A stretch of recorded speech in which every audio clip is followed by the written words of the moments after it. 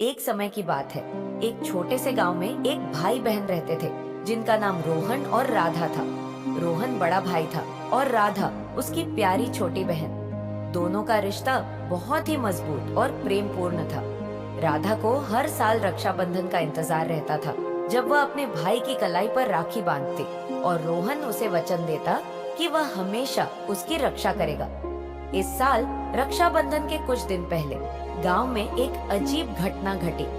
गांव के पास वाले जंगल में एक खतरनाक डाकू का समूह छिपा हुआ था।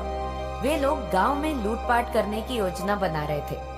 गांव वाले बहुत डर गए और उन्होंने गांव की सुरक्षा के लिए योजना बनानी शुरू की।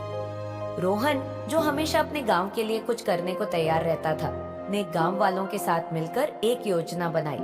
उन्होंने रात में पहरा देने का निर्णय लिया ताकि डाकू गांव में प्रवेश न कर सके। राधा को अपने भाई की चिंता थी, लेकिन उसने भी अपने भाई का हौसला बढ़ाया।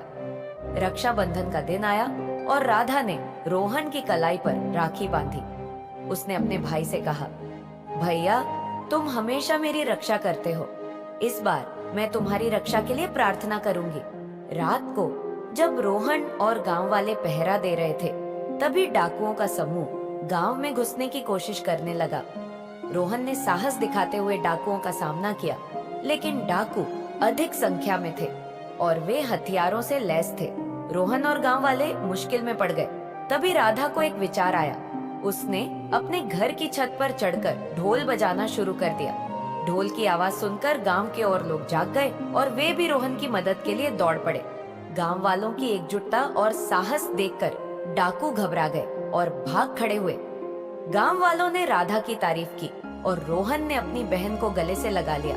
उसने कहा, आज तुमने सच में मेरी रक्षा की बहन। राधा ने मुस्कुराते हुए कहा, भैया, यह राखी का बंधन है। हम दोनों एक दूसरे की रक्षा करेंगे। इस घटना के बाद गांव में रक्षाबंधन का त्योहार और भी महत्वपूर्ण हो गया। अब यह सिर्फ भाई बहन के प्रेम का प्रतीक नहीं था, बल्कि एक दूसरे की सुरक्षा और साहस का भी प्रतीक बन गया था। रोहन और राधा ने साबित कर दिया कि जब भाई बहन एकजुट होते हैं, तो कोई भी मुश्किल उन्हें हरा नहीं सकती। रक्षाबंधन के कुछ महीने बाद गांव में शांति और खुशी लौट आई थी। रोहन और राधा ने अपनी पढ़ाई पर ध्यान देना शुरू किया। रोहन ने गांव के बच्चों को पढ़ाने का निर्णय लिया ताकि वे भी शिक्षित हो सकें और गांव की प्रगति में योगदान दे सकें। राधा ने भी अपनी कला और संगीत में रुचि दिखाई और गांव के उत्सवों में भाग लेने लगी। एक दिन गांव में एक बड़ा मेला आयोजित किया गया।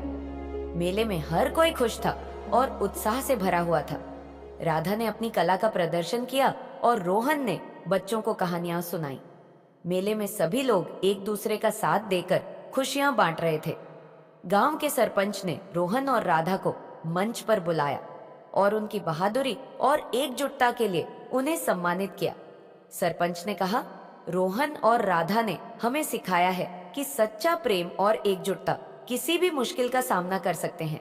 यह सुनकर गांव वाले तालियां बजाने लगे और रोहन और राधा को गर्व से देखा।